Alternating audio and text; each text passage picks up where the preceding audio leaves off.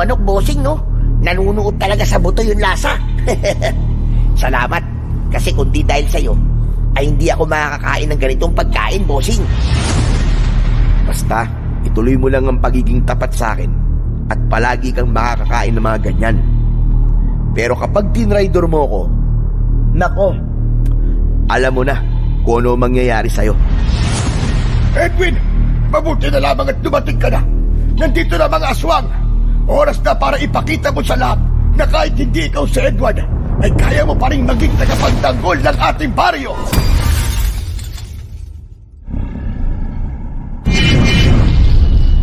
The Voice Addict. Magandang araw po sa inyo, Sir Blair, at sa mga giliw niyo pong tagapakinig. Isa po akong pulis na nagtatrabaho sa Maynila. At isa po ako sa mga masugid niyo po na taga-subaybay sa inyong mga YouTube channel. Kaya naman po, naisipan ko po na ipadala po sa inyo ang sarili kong kwento ng kababalaghan.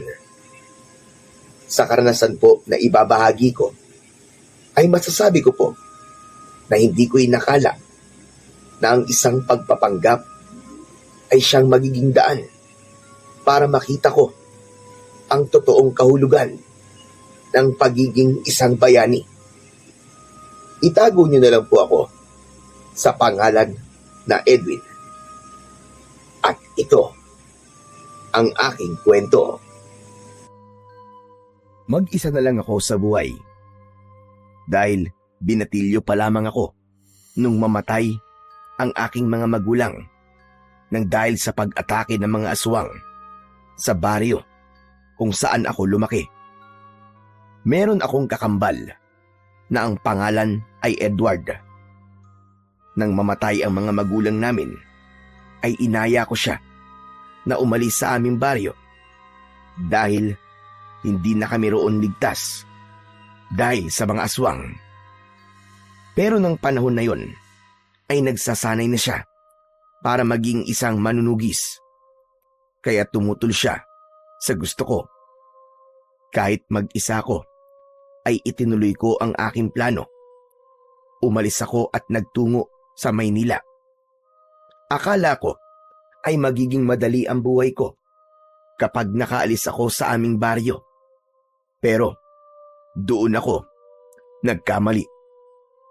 Ilang buwan akong naging isang palaboy hanggang sa napunta ako sa isang bahay ampunan. Sinuwerte ako dahil inampun ako ng mag-asawang walang anak. Sila ang nagpaaral sa akin hanggang sa maging isa na akong pulis. Ngunit tila may kakambal din akong malas dahil sabay silang namatay nang masunog ang aming bahay. Walang natira sa lahat ng pinaghirapan nila. Kaya simula noon ay naging mag-isa na ako at mas pinili kong manirahan sa isang maliit na barangay. Isang gabi, galing ako sa trabaho. Naglalakad ako sa skinita nang makita ko ang mga lalaking nag-iinom. Huminto ako at tinignan ko sila. Hoy kayo mga pare, baka naman mamaya mag-away-away na naman kayo ha. Pwede kayong mag-inom, pero ayoko na magkakapikunan kayo tapos magrarambulan kayo. Subukan nyo lang na mag-away at lalabasin ko talaga kayo. Nagpatuloy na ako sa paglalakad, pauwi sa aking maliit na bahay.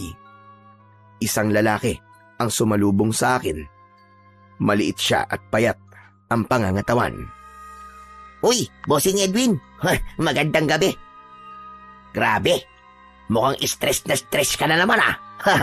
Ang haggard ng mukha mo eh. Paano di ako may stress? Nakita na naman kita. Nakita ko pa lang yung pagmumukha mo, nai-stress na kagad ako eh. Saka paniguradong manghihingi ka na naman sa akin ng pambili ng bigas. Bossing talaga oh. Alam mo naman kung bakit kita hinihintay na makauwi eh. Kakaunti kasi ang kalakal ko kanina. Pinambayad ko lang sa kuryente. Kulang pa nga eh. Saka, naglinis na ako sa bahay mo. Inayos ko na rin yung mga gamit mo sa kwarto. Oo na. Nadali mo na naman ako sa palinis-linis mo sa bahay ko. Ang mabuti pa, sumama ka na lang sa akin sa bahay. At doon ka na maghapunan. Nakabili naman na ako ng ulam kaya magsasaing na lang tayo. Uy, talaga bossing? Ano bang binili mong ulam? Baka naman lutong ulam lang yan sa karinderya ni Aling Tonya, ha? Napakaalat kasi ng luto nun Parang gusto niyang magkaroon ng sakit sa bato lahat ng bumibili ng ulam sa kanya Ikaw na nga lang ang papakainin, ikaw pa tong nag-iinarte. Pero huwag ka mag-alala. Hindi ako dun bumili. Bumili ako ng isang buong litsyong manok. Uy, ayos. Masarap yan, bossing. Tara na, gutom na ako Ako na magdadala ng mga gamit mo, bossing. Hinayaan kong dalhin ni Bitoy ang mga bitbit ko. At nauna na siyang naglakad papunta sa bahay ko. Masasabi ko na tanging si Bitoy lamang ang mapagkakatiwalaan ko sa lugar na yon. Marami kasi na ang tingin sa akin ay barumbadong pulis at mayabang. Dahil yon sa paraan ko ng pagsasalita at pagkilos. Galit sa akin ang mga may ginagawang mali sa aming lugar. Gaya ng mga nagtutulak ng ipinagbabawal na gamot at yung mga maihilig makipag-away at manggulo dahil ginagamitan ko talaga sila ng kamay na bakal. Ang sakin lang naman ay ganun talaga ako kumilos. Isa pa, hindi ko rin kayang walang gawin o hindi umaksyon kapag may nakikita kong mali sa aking paligid. Kaya nga ako naging pulis ay para supilin ang mga kriminal at ang mga lumalabag sa batas. Para sa akin, walang kahit na sino ang mas nakatataas sa batas. Si Bitoy ang nagbukas ng gate ng bahay ko at siya rin ang nagbukas ng pinto. Meron kasi siyang sariling susi sa bahay ko dahil ganun kalaki ang tiwala ko sa kanya. May mga pagkakataon kasi na matagal akong nawawala sa bahay dahil sa trabaho ko. Kaya siya ang nagbabantay at naglilinis doon. Ayaw tumanggap ni Bitoy ng sweldo kahit inooperang ko na siya noon. Pero hindi ko kayang matiis na hindi siya bigyan minsan ng pera o ng pagkain. Malaki kasi ang utang na loob sa akin ni Bitoy. Pinagtripan kasi siya ng isang grupo ng mga kalalakian at pinagsasasaksak siya. Ako ang nagtanggol sa kanya at nagdala sa kanya sa pagamutan. Ayon kay Bitoy, kung hindi daw dahil sa akin, ay baka nasa ilalim na siya ng lupa at pinapapak na ng mga uod. Si Bitoy na ang nagsaing habang nagpapalit naman ako ng damit. Nang maluto na ang sinaing, ay pinagsaluhan na namin ang litsyong manok na binili ko. Grabe! At sarap talaga ng litsyong manok, bossing, no? Nanunuot talaga sa buto yung lasa. Salamat, kasi kung di dahil sa'yo, ay hindi ako makakakain ng ganitong pagkain, bossing. Basta, ituloy mo lang ang pagiging tapat sa akin at palagi kang makakakain ng mga ganyan. Pero kapag tinraidor mo ako, nako, alam mo na kung ano mangyayari sa'yo. Yan naman ang hinding-hindi mangyayari, bossing. Napakawalang utang na loob ko naman kung gagawin ko yun sa'yo, bossing. Kung di dahil sa'yo, baka pantay ng 2 pa ako ngayon at inuud na ako Pero bossing, ang tagal na nating magkakilala. Pero hindi ko pa nakikitang binibisita ka rito ng mga kamag-anak mo. Bossing, nasan ba sila?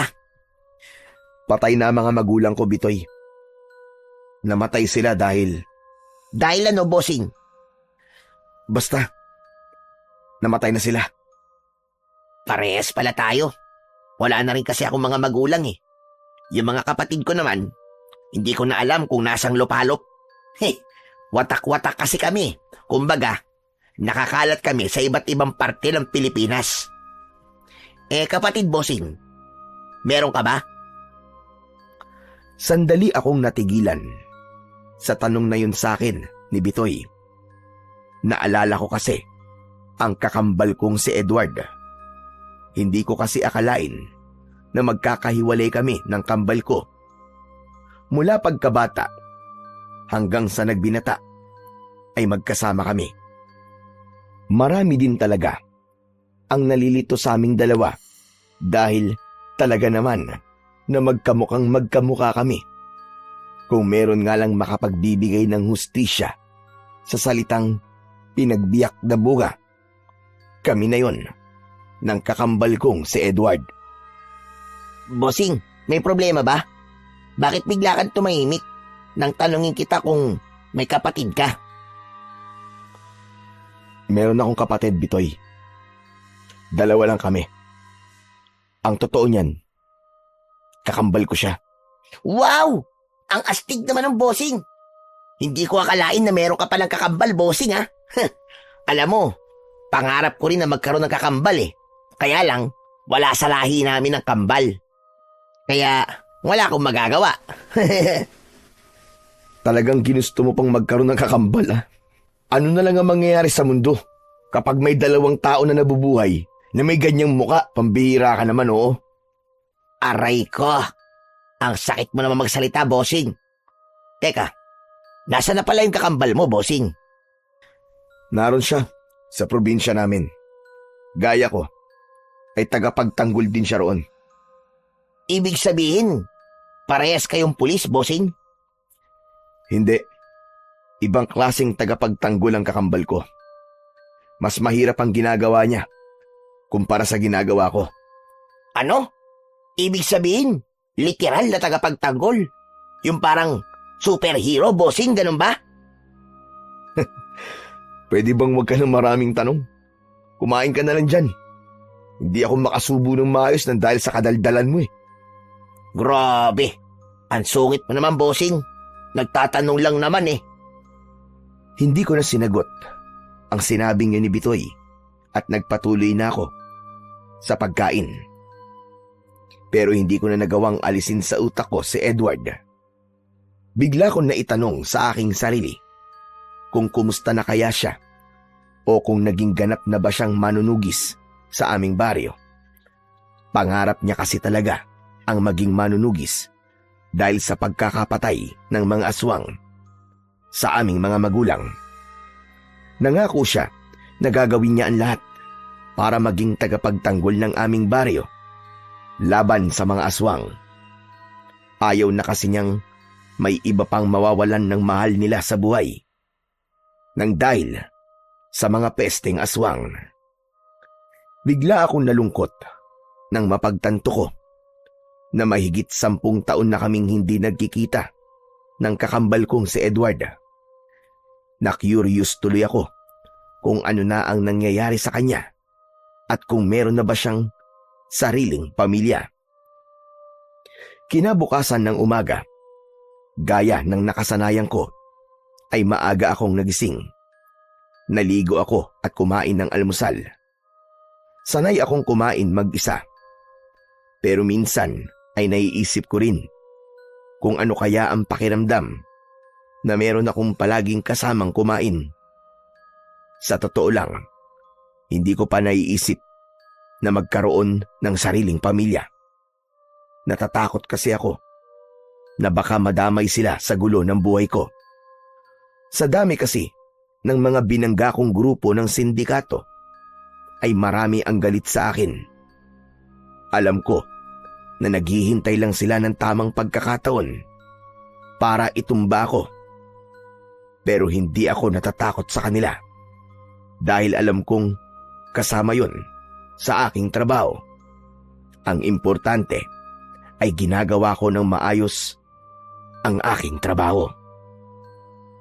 Matapos kong kumain ay umalis na ako para magtungo sa presinto kung saan ako naka-assign. Maghapon akong nag-focus sa aking trabaho. Naging mabilis ang paglipas ng oras at hindi ko namalayan na oras na pala ng pag-uwi.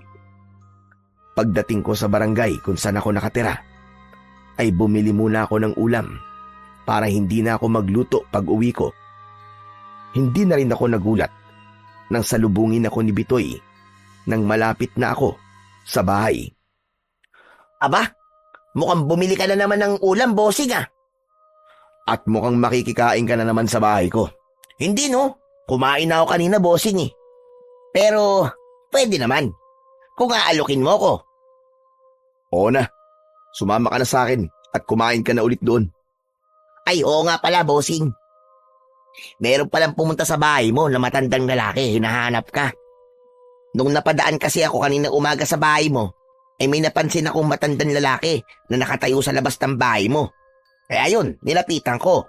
Tapos tinanong ko kung anong kailangan niya o ginagawa niya ron. Ang sabi niya, kailangan ka daw niyang makausap sa lalong madaling panahon. Ang sabi ko ay bumalik na lang siya ngayong gabi o kaya bukas ng umaga. Kasi rest day mo naman bukas, di ba? Sino kaya ang matandang yun? Nagpakilala ba siya sa'yo? Hindi, bossing eh. Tinanong ko kung anong pangalan niya pero ang sabi niya ay wala siyang responsibilidad na magpakilala sa akin. Ang sungit nga eh. Mas masungit pa nga kaysa sa'yo, bossing eh. Hindi kaya miyembro yun ng isa sa mga sindikato na binangga ko? Aba, malay ko, bossing. Pero sa itsura niya, mukhang hindi naman siya miyembro ng sindikato. Simple lang yung suot niya saka parang galing pa nga siya sa malayong lugar eh. Kung importante naman ang pakay niya sa'yo, siguradong babalik yun dito. Napuno ako ng kuryosidad kung sino ang matandang lalaki na tinukoy ni Bitoy. Wala kasi akong kilalang matandang lalaki na pwedeng maghanap sa akin. Sa kabila ng wala akong ideya kung sino ang matandang yon, ay may kaba kong naramdaman. Isang kaba na hindi ko alam kung saan nanggagaling. Sa gabing iyon, hindi ko inasahan na mapapanaginipan ko si Edward. Bigla na lang daw siyang pumasok sa bahay ko at dumiretso sa kwarto ko kung nasaan ako.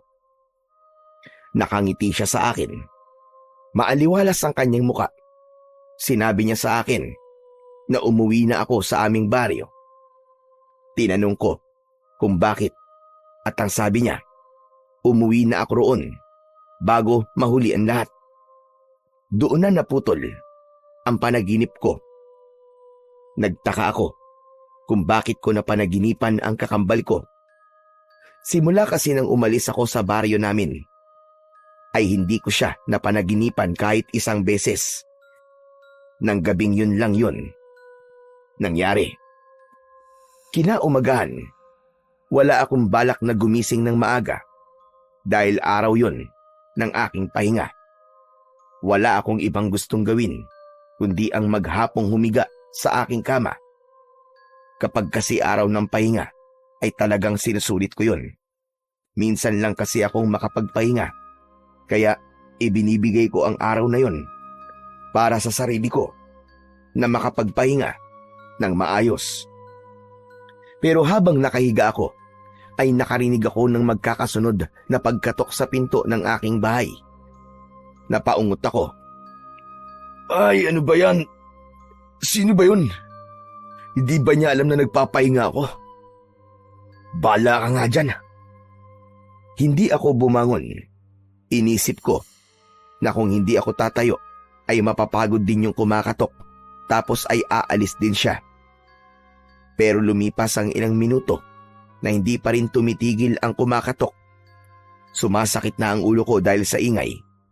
Kaya hindi ko na napigilan ang sarili ko na sumigaw. Sino ba yan? Ang aga-aga mo mambulahaw ah.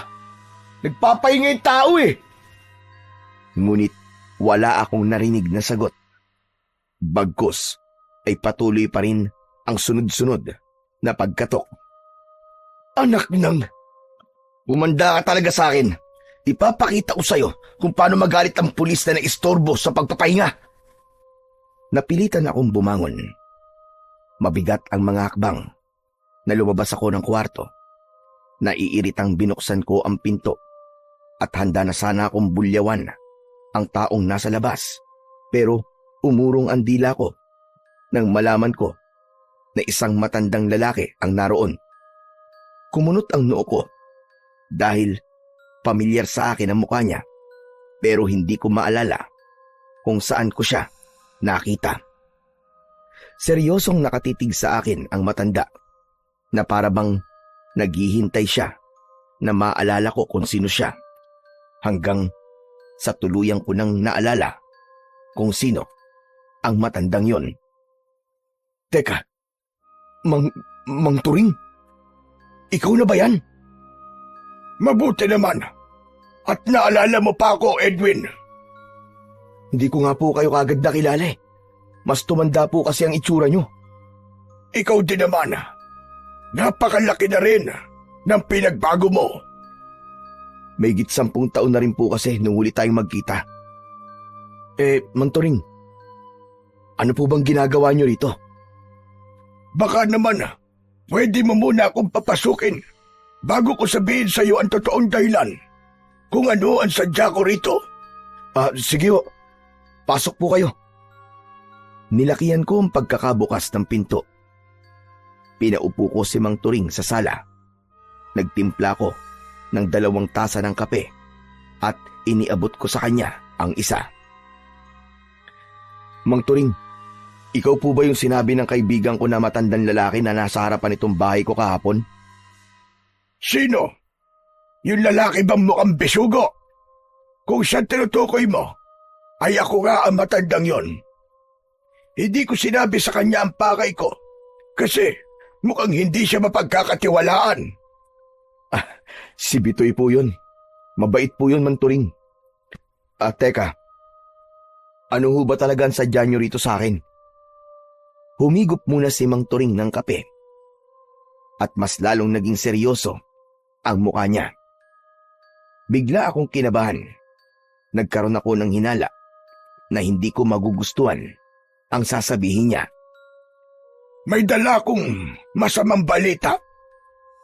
Alam kong magiging masakit ito para sa'yo. Kaya sana ay maging handa ka, Edwin. Ano ba yun, Mang Turing? Sabihin niyo na po agad. Kinakabahan po kasi ako eh. Ang kakambal mo. Wala na siya. Po? Si Edward? Bakit? May iba ka pa bang kakambal bukod kay Edward? Ang ibig ko pong sabihin paanong wala na siya? Umalis na po ba siya sa baryo natin? Saan po siya nagpunta? Hindi, Edwin. Patay na si Edward. Namatay siya noong nakarang gabi nung umatake siya sa kuta ng mga aswang sa gubat. Pakiramdam ko ay binuhusan ako ng 1 timbang tubig na punong-puno ng yelo. Napamaang ako habang nakatulala. Namuo ang luha ko sa gilid ng aking mga mata, pero tila ayaw ko mawala ng mga luha ko. Hindi totoo yan. Bawiin yung sinabi niyo, Mang Turing. Hindi pa pwedeng mamatay ang kapatid ko. At paanong mapapatay siya ng mga aswang? Isa siyang mahusay na manunugis. Sana nga ay pwede kong bawiin at sinabi ko. Pero yun ang totoo. Patay na ang kapatid mo, Edwin. Nakakalungkot na matapos ng ilang taong pagtatanggol niya sa baryo natin mula sa mga aswang, ay mamamatay siya nang dahil sa mga aswang. Hindi ako naniniwala. Siguro sinasabi niyo lang yan kasi gusto niyo akong bumalik sa baryo natin. Siguro inutusan kayo ni Edward na gawin yan kasi namimiss niya na ako. Sige, Mang Turing. Uuwi muna ako para makita ang kakambal ko. Hihingi ako ng tawad sa kanya kasi napakahabang panahon na nagawa kong tiisin na wag siyang makita. Pero Mang Turing, hinihintay ko lang naman na puntahan niya ako rito eh. Na siya ang dumalaw sa akin para maramdaman ko na gusto rin niya akong makita. Nagpapadala naman ako ng mga sulat sa kanya, kaya alam niya ang address ko at alam ko hindi ang sagot kung bakit niyo ako natuntun. Malamang ipinakita ni Edward sa inyo ang sulat ko. Tama ka, Edwin. Ipinakita nga sa akin ni Edward ang sulat mo para sa kanya. Kaya alam ko kung saan kita hahanapin. Ang totoo niyan, plano ni Edward na puntahan ka kapag natalo niya ang mga aswang nang sumugod siya sa kuta ng mga yon. Pero nabigo ang kapatid mo. Namatay siya sa pag-atake niya na yon. Nang sandaling yon, ay naramdaman kong hindi nagbibiro si Mang Turing. Doon na bumuhos ng tuluyan ang aking luha. Kilala akong barumbado, pero hindi ko na pinigilan ang sarili kong hagulgol ng iyak. Wala akong kwentang kapatid. Hindi ko man lang nagawang protektahan ng kakambal ko. Patawarin mo ko, Edward. Patawad kung hindi man lang tayo nagkita bago ka mawala. Patawarin mo ko, Tol. Hinayaan ako ni Mang Turing na umiyak. Maging siya ay naluluha na habang pinapanood ako. Tumayo ako para magtungo sa kusina. Uminom ako ng tubig. Sinundan ako roon ni Mang Turing. Huwag mong sisihin ang sarili mo, Edwin. Wala kang kasalanan sa nangyari kay Edward. Kung meron ba dapat sisihin, ay yun ang mga aswang na ilang taon nang nanggugulo sa baryo natin. Namatay ang kapatid mo bilang isang bayani at namatay siya na ginagawa ang bagay na gusto niya. At yun ay ang protekta ng ating baryo mula sa mga aswang. Pero bakit siya namatay? Hindi ba siya tinulungan ng mga tao sa atin? Napakaraming lalaki doon na. Sa kasamaang palad, takot sa mga aswang ang lahat ng tao sa baryo natin. Wala sa kanila ang may lakas ng loob para makipaglaban. Kami lang ni Edward ang may lakas ng loob na harapin ang mga aswang. Pero nang gabing yon, mag-isang nagtungo si Edward sa kuta ng mga aswang. Hindi niya yun ipinaalam sa akin. Dahil marahil ayaw niya akong mapahamak. Nalaman ko na lang na nagpunta siya sa kuta ng mga aswang nang pumunta ako sa bahay niyo ng gabing yon para sana ikausapin siya. Pero wala siya roon nang pumunta ako, kaya nagkaroon ako ng hinala na pumunta siya sa kuta ng mga aswang. Uuwi ako sa atin, Mang Turing. Gusto ko nandun ako sa burol ng kapatid ko. Ikinalulungkot ko, pero hindi ko na ibinurol ang kapatid mo dahil hindi ko kayang makita ang katawan niya na puno ng sugat mula sa mga aswang. Inilibing ko na kagad ang katawan ni Edward. Kung ganun, gusto kong puntahan ang libingan niya. Kahit man lang doon, ay masabi ko ang gusto kong sabihin sa kanya. Mang Turing, sigurado ko na wala kayo matutuluyan dito. Kaya bukas po ang bahay ko para sa inyo. Pero gusto ko po na makaalis na tayo sa lalong madaling panahon. Aayusin ko lang po ng mabilis ang pag-leave ko sa trabaho. Maraming salamat. Ang totoo niyan ay sa isang parke lang ako natulog kagabi dahil wala akong alam dito sa Maynila. Edwin Iyo, nakikiramay ako sa iyo. Napakasakit para sa akin ang pagkawala ni Edward at sigurado ko na mas masakit yung para sa iyo dahil kakambal ka niya. Marahan akong tumango. Doon ko napagtanto na kaya pala nagpakita si Edward sa akin sa panaginip at pinapauwi niya ako sa aming baryo ay isa na pala yung pahiwatig na mawawala na siya. Kung alam ko lang sana na mangyayari yun, umuwi na sana ako sa baryo namin upang nakasama ko man lang ang kakambal ko sa mga huling araw niya sa mundo. Gusto kong isipin na panaginip pa rin ang lahat. Gusto kong isipin na meron pa rin akong pagkakataon na makasama si Edward. Pero sa tuwing nakikita ko si Mang Turing at naaalala ko ang dahilan kung bakit niya ako pinuntahan, ay sumisiksik sa utak ko ang katotohanang patay na ang aking kakambal na si Edward. Hindi lang ako nasasaktan, may pagsisisi rin akong nararamdaman. Pagsisisi kasi hindi man lang ako umuwi sa aming baryo simula nang umalis ako roon. Inisip ko kasi na mas dapat na si Edward ang bumisita sa akin kaysa ako ang bumisita sa kanya. Tumawag na rin ako sa presinto at nagpaalam ako na maglilive ako ng 1 linggo. Nang sabihin ko ang aking dahilan, ay agad naman nila akong pinayagan. Kinagabihan ay sabay kaming kumain ni Mang Turing. Nagluto ako ng ginisang corned beef at nagprito ako ng daing na bangus. Kumusta na pala ang buhay mo rito sa syudad? Wala ka pa rin bang asawa? Wala pa po, Mang Turing. Wala pa po sa isip ko ang bagay na yan eh. Isa pa, natatakot din po ako na magkaroon ng pamilya dahil baka sila ang balikan ng mga sindikatong binangga ko. Teka, anong ibig mo sabihin? Ano ba ang trabaho mo? Isa po akong pulis. Aba, kambal nga talaga kayo na Edward. Halos parehas pala ang tinaak niyong landas.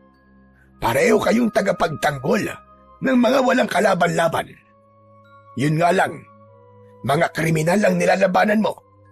Ang kakambal mo naman ay mga aswang. Pero sa totoo lang, inakala ko talaga na may sarili ka ng pamilya. Bakit, Mang Turing? Si Edward po ba? May pamilya na? Wala pa rin. Pero ikakasal na sana siya sa nobya niyang si Clarissa sa susunod na buwan. Nakakalungkot talaga ang pagkawala ni Edward kasi 3 buwan nang buntis si Clarissa ngayon. Ibig sabihin, magkakaroon na ako ng pamangkin. Tama ka. Hayaan mo, pagbalik natin sa baryo natin, ay ipapakilala kita kay Clarissa. Sa kabila ng pagkamatay ni Edward, ay may saya akong naramdaman. Hindi ko kasi inakala na may iniwan siyang buhay sa mundo bago siya mawala. Sa gitna ng pag-uusap namin ni Mang Turing, ay biglang dumating si Bitoy. Nanlaki ang mga mata niya nang nakita niya si Mang Turing. Teka, sandali. Ikaw yung matandang nakita ko na nakatayo sa labas ng bahay ni Bossing Edwin, ah. Kakilala ko siya, Bitoy.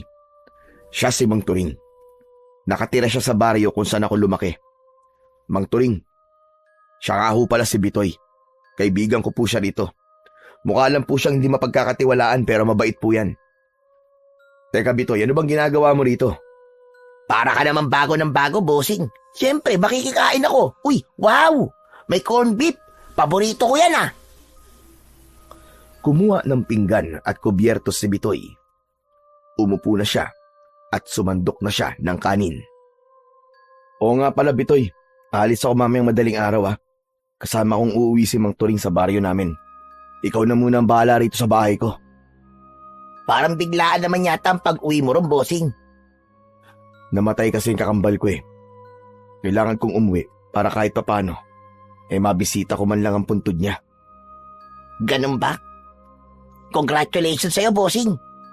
Nakakalungkot naman yan. Anong congratulations ang sinasabi mo? Namatayan na nga ako pero kinukongratulate mo pa ako. Bossing naman. Hindi mo pa ba alam yun? Yun ang sinasabi sa mga namamatayan. Si Raulo, condolence yun, hindi congratulations. Ay, oo nga no. Condolence pala. Pero okay na yun. Magkatunog naman eh. Pero Bossing, baka naman pwede mo akong isama sa baryo nyo. Simula kasi nang tumira ako sa lugar na ito, wala na akong ibang napuntahan lugar. Para naman makapagbakasyon ako kahit papano. Saka para may alalay ka.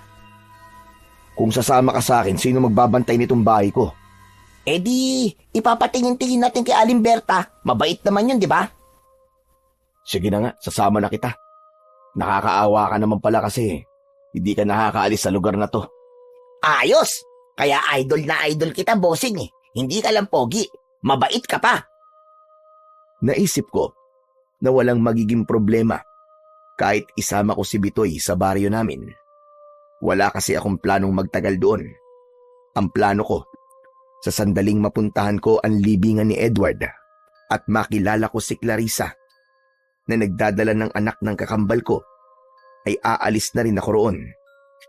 Hindi ko kasi kayang magtagal sa baryo namin, lalo na't alam ko na hanggang sa panahon na yon ay sumasalakay pa rin doon ang mga aswang. hindi ligtas para sa amin ni Bitoy kung magtatagal kami roon ng ilang araw. Madaling araw pa lang ay gising na kami. Sa bahay ko na rin natulog si Bitoy at naroon na rin ang bag niya na naglalaman ng ilang piraso ng mga damit niya. Madilim pa nang umalis kaming tatlo. Kinailangan naming sumakay ng bus na siyang naghatid sa amin sa isang pier. Mula roon ay sumakay kami ng barko. Alam ko na magiging mahaba ang biyahe namin. Kaya tumambay muna ako sa itaas ng barko upang pagmasdan ang napakagandang tanawin. Naalala ko na naman si Edward. Balak ko kasi talaga na kapag bumalik ako sa aming baryo, ay pipilitin ko na siyang sumama sa akin sa Maynila para hindi na ako nag-aalala sa kanya. Nagulat ako nang biglang tumabi sa akin si Bitoy habang nagmumuni-muni ako. Matagal pa ba tayo bago makarating sa inyo, bossing? Matagal pa, Bitoy. Aabutin tayo ng kulang-kulang isang araw dito sa barko. Bakit? Nagsisisi ka na bang sumama ka sa akin? Hindi, no? Nakakatuwa nga kasi first time ko makasakay ng barko eh. Pero bossing, hindi ba ang kwento mo sa akin mag-isa kang umalis noon sa baryo nyo? Ibig sabihin, ganito katagal na biyahe pa lang ginawa mo? Grabe! Hanga talaga ako sa'yo, bossing. Oo, Bitoy. Desidido kasi talaga ako na umalis sa baryo namin para makapagsimula ng bagong buhay sa ibang lugar. Wala naman akong pinagsisisihan sa ginawa ko kasi natupad ko ang pangarap kong maging isang pulis. Ang tibay din ng loob mo, bossing. Biruin mo. Binatilyo ka pa nun, di ba? Pero bossing, bakit mo pala gustong umalis sa baryo nyo tapos hindi mo pa isinama yung kakambal mo? Ayaw niyang sumami. Mas gusto niyang manatili doon. Pinilit ko siya pero ayaw niya talaga. Akala niya yata kapag hindi siya aalis ay hindi rin ako aalis. Pero kung meron man akong pinanghihinayangan, ayun yung mga taon na sana ay magkasama kami ni Edward. Nakakalungkot na kung kailan ako uuwi sa baryo namin, ay wala na siya roon. Nagpatuloy ang kwentuhan namin ni Bitoy. Napunta na yon sa kung anong bagay, gaya ng mga kalokohan namin ni Edward nung mga bata pa kami. Nang dahil doon, ay napagtanto ko ng gusto ang pagkukulang ko sa kakambal ko bilang nag-iisa niyang kapatid. Kung naging mapilit lang sana ako na sumama siya sa akin, sigurado ko na hanggang sa mga oras na ito ay buhay pa rin siya. Matapos ang halos isang araw, ay bumaba na kami ng barko. Mabuti na lang at umaga ng mga oras na yon dahil kung gabi ay paniguradong mahihirapan kaming bumiyahe. Mula roon ay bumiyahe pa kami ng ilang oras bago kami nakarating sa mismong baryo namin. Kapansin-pansin na pinagtitinginan ako ng mga tao. Inasahan ko na nagluluksa ang lahat dahil sa pagkamatay ni Edward, pero tila normal lang ang kilos ng mga taong nakikita ko. Nang makarating kami sa aming bahay, ay hindi ko napigilan ang maluwa dahil halos wala pa rin yung pinagbago. Nakasabit pa rin sa dingding ang litrato namin ni Edward noong mga bata pa kami. Iniwan lang namin ni Bitoy ang mga gamit namin doon at saka kami sumama kay Mang Turing para magtungo sa libingan ni Edward. Nagtaka ako dahil imbis na sa sementeryo ay pumasok kami sa loob ng gubat. Hindi na lang ako nagtanong. Hindi nagtagal ay huminto kami sa tapat ng isang parte ng lupa na halatang hinukay at tinabunan ng lupa. May nakatusok sa ibabaw na isang kahoy na hugis krus. Dito ko inilibing ang katawan ng kakambal mo, Edwin. Hindi na muna ako nagtanong dahil hindi ko na napigilan ang mapahagulgol ng iyak. Nanghihina akong napaluhod sa lupa. Kung pwede nga lang, nahukayin ko ang kapatid ko ay ginawa ko na para mayakap ko siya kahit sa huling pagkakataon. Panay ang hingi ko ng tawad kay Edward kahit hindi ako sigurado kung naririnig ba niya ako. Hinayaan lang ako ni Namang Turing at Bitoy. Tahimik lang sila na nakatingin sa akin. Nang medyo kumalma na ako, ay tumayo na ako at pinunasan ko ang aking mga luha. Hindi na sayang ang pagkamatay ng kakambal mo, Edwin. Simula nang umalis ka, ay wala siyang ginawa kundi gawin ang tungkulin niya sa baryo natin. Nung sinasanay ko pa lang siya na maging manunugis, ay nakita ko kung gaano siya kapursigido. Gusto niya talagang maging isang mahusay na manunugis dahil sa pagnanais niyang maging tagapagtanggol ng baryong ito laban sa mga aswang. Anong sinabi mo, Manturing? Teka. Tama ba narinig ko? May mga aswang dito? Hindi ba sinabi sa'yo ni Edwin? Hindi ko na po sinabi sa kanya, Manturing, kasi aalis din po kami kagad. Gusto ko lang po talagang madalaw ang puntod ni Edward at makilala si Clarissa. Bossing naman! Bakit hindi mo sinabi sa akin na may aswang pala rito sa lugar na to? Pwede bang mamaya na tayo mag-usap tungkol sa bagay na yan, Bitoy? Mang Turing, bakit naman dito sa loob ng gubat niyo inilibing si Edward? Bakit hindi ho sa sementeryo? Para madali siyang mapupuntahan. May dahilan ako kung bakit ko yung ginawa. Isa pa, si Edward din ang may gusto na dito ko siya ilibing. Kasi ang totoo, hindi alam ng lahat ng tao sa baryong ito na patay na ang kakambal mo. Ang alam nila ay may pinuntahan lang si Edward. Kaya ilang araw na siyang wala sa baryo natin. Maging si Clarissa ay hindi pa alam na patay na si Edward. Ano? Bakit ganun? Ano pong tumakbo sa utak niyo? At hindi niyo ipinalam sa mga tao na patay na si Edward? Huminahon ka. Pakinggan mo muna ako. Gaya ng sinabi ko, si Edward ang nakaisip ng bagay na yan. Nang sundan ko sa sakutan ng mga aswang, ay nakita ko siyang puno ng sugat at naghihingalo. Sinabi niya na alam niyang hindi na siya magtatagal at alam niya na mawawalan ng pag-asa ang mga tao kapag nalaman nila na patay na siya. Sinabi niya na kapag namatay siya, ay pansamantala kong ilibing ang katawan niya dito sa gubat at hanapin kita. Ang gusto ni Edward ay puntahan kita at iiwi kita rito para ikaw ay magpanggap na ikaw ay siya. Dahil magkamukha kayong dalawa, naisip niya yung gawin upang hindi mawala ang pag-asa ng mga tao sa baryo natin na makakalaya pa kami mula sa takot sa mga aswang. Sinabi yan ni Edward? Hindi. Isa yung kalokohan. Hindi ito isang kalokohan, Edwin. Naiintindihan ko si Edward kung bakit gusto niyang isipin ng mga tao na buhay pa rin siya. Kung alam mo lang kung gaano umaasa ang lahat kay Edward na siya ang susi para matapos na ang paghihirap ng baryo natin na dulot ng mga pesting aswang. Gusto ng kakambal mo na huwag mawala ang pag-asang yon sa mga tao rito, Edwin. At sigurado ko na kapag nalaman ng mga tao na patay na si Edward, ay mas lalo silang matatakot.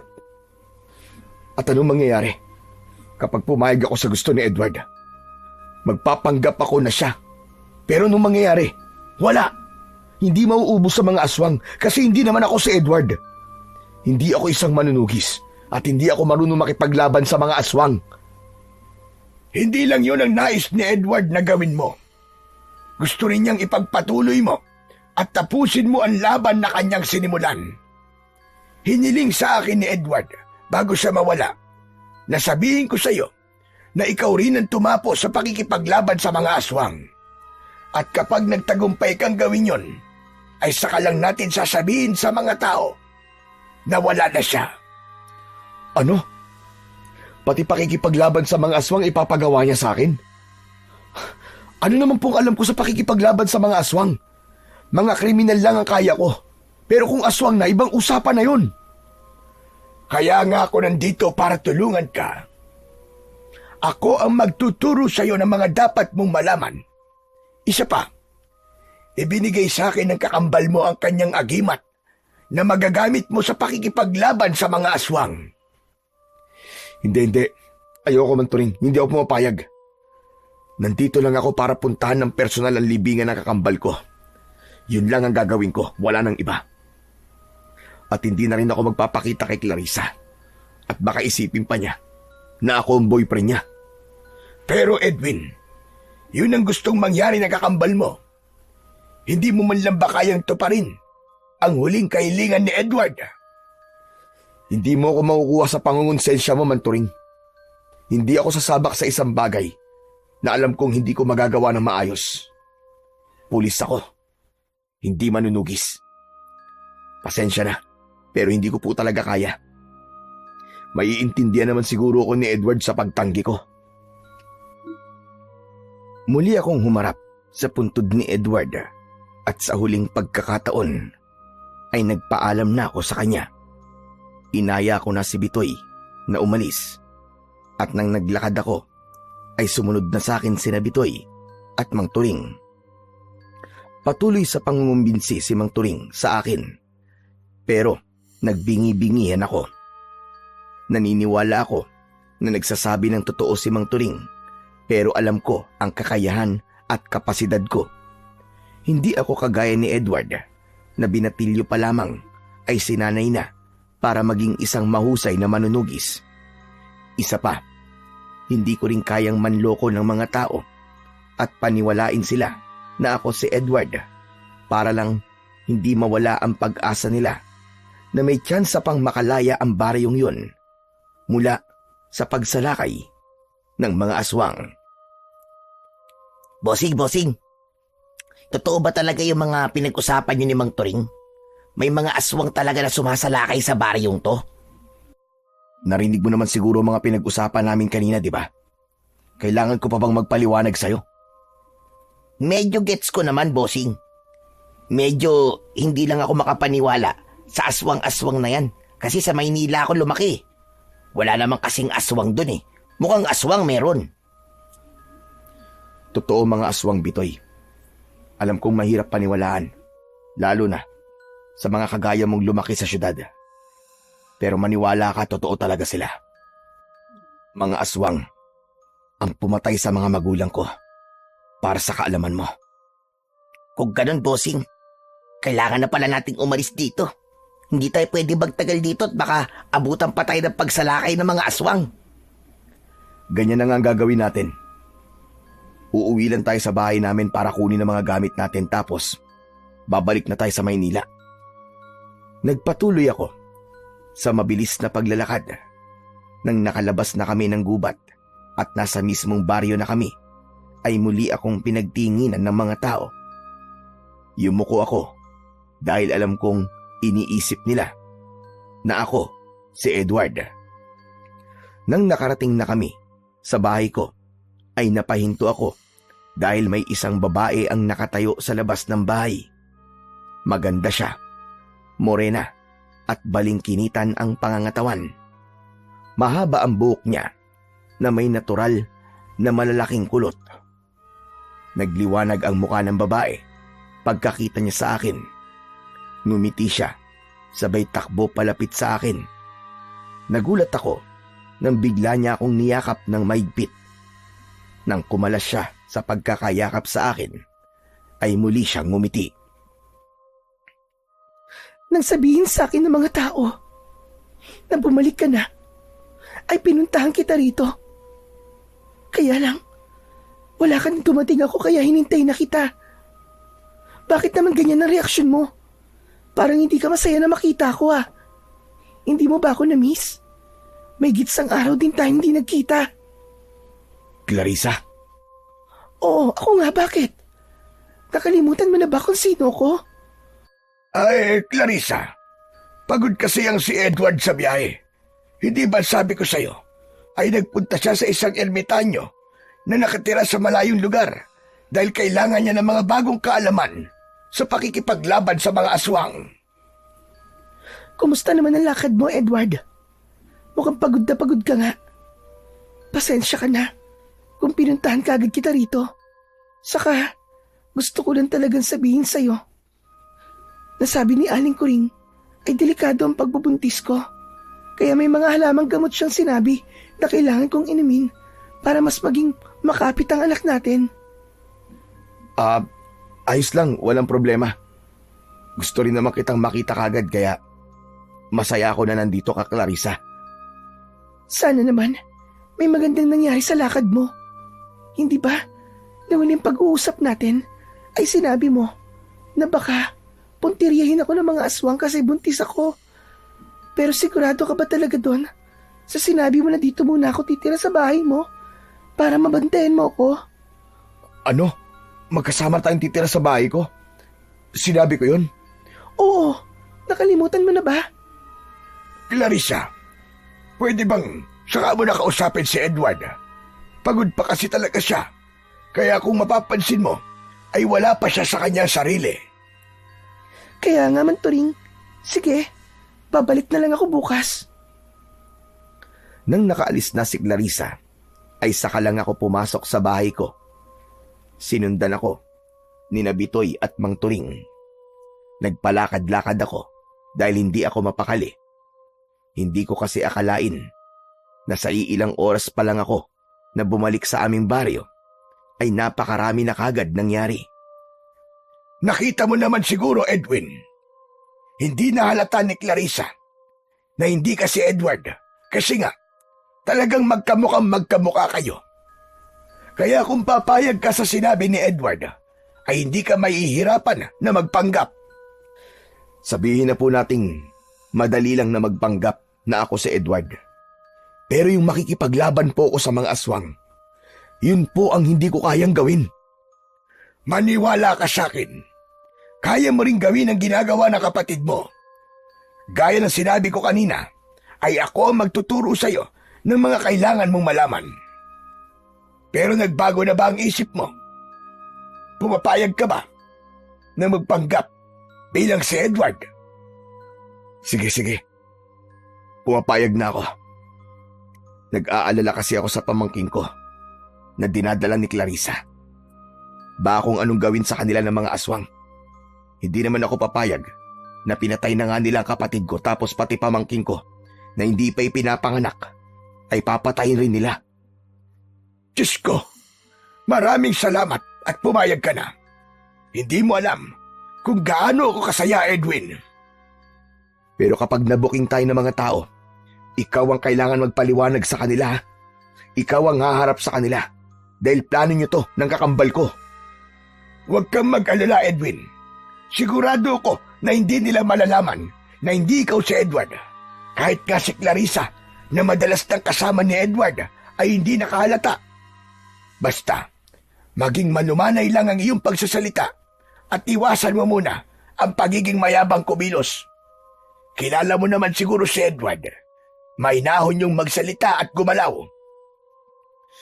Hindi ko alam, Mang Turing, kung kakayanin ko yan, pero susubukan ko. Pero, pwede po bang iwanan niyo muna kami rito ni Bitoy? Gusto ko na po magpahinga. Gusto ko pong kumalma. Mag-isip-isip. Saka, pwede po bang kayo na rin po ang kumausap kay Clarissa? Bakit ko naman kakausapin si Clarissa? Hindi ko naman po kasi alam na bago mamatay si Edward ay sinabi niya kay Clarissa na dito muna tumira. Baka pwedeng sa inyo na muna tumira si Clarissa kasi mahihirapan ako magpanggap na si Edward kung kasama ko siya sa iisang bubong. Gusto ko na kapag nasa labas lang ako at may ibang tao ay saka lang ako magpapanggap. Para kapag nandito ako sa bahay ay mailalabas ko naman kung sino talaga ako. Naiintindihan ko. Hayaan mo at ako na ang bahalang kumausap kay Clarissa. Aalis na muna ako para makapagpahinga na kayong dalawa ng kaibigan mo. Muli, maraming salamat sa pagpayag mo, Edwin. Sigurado ko na napakasaya ng kakambal mong si Edward sa desisyon mo na yan. Marahang tinapik ni Mang Turing ang balikat ko bago siya umalis. Isinarado ko ang pinto at saka ako umupo. Tumabi naman si Bitoy sa akin at nairita ako sa klase ng pagngisi niya sa akin. Hoy, anong ibig sabihin ng ngisi mo na yan, ha? Tumigil ka nga kasi naiinis ako sa ngisi mo, para kang aso. Napansin ko kasi na nagbago ang isip mo nang makita mo yung syota ng kakambal mo, bossing eh. Sa bagay, hindi naman ako nagtataka. Napakaganda naman pala talaga ni Clarissa. Siyempre, kapag nagpanggap kang si Edward, ikaw nang magiging syota ni Clarissa. Ang swerte mo, bossing. May instant jowa ka. Anak ng tutsang kahit kailan talaga manyak ka. Huwag mo akong itulad sa'yo, ha?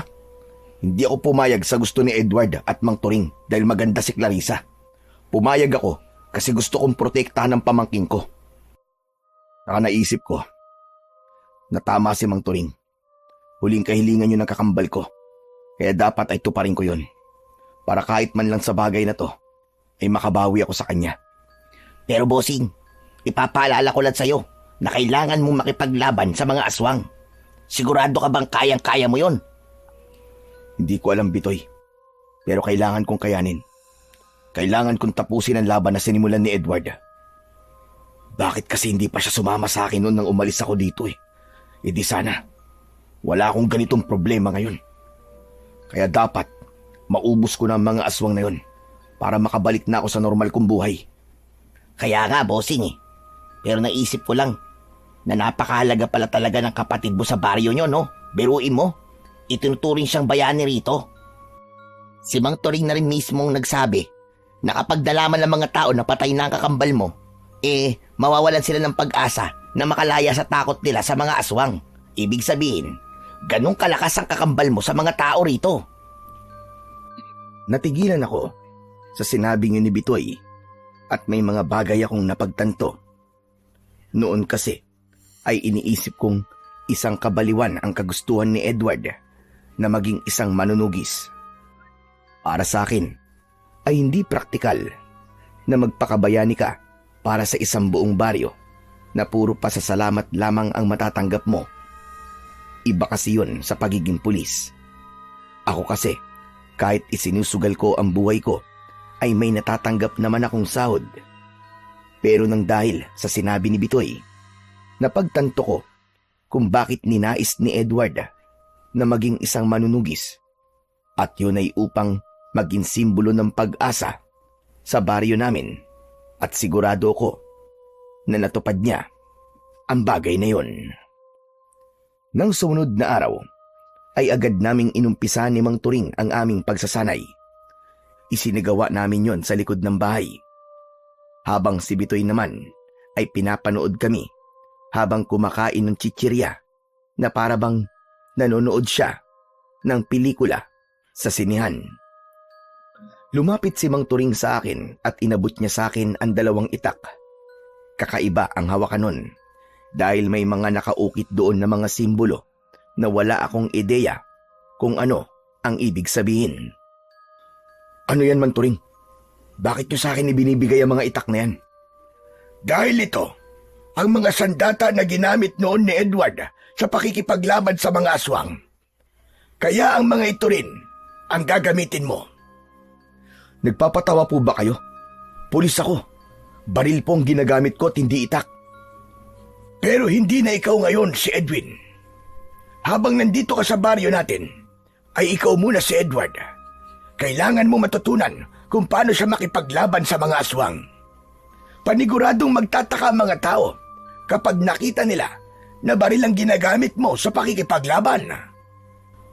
Anak ng putya, oo. Ang hirap naman ito.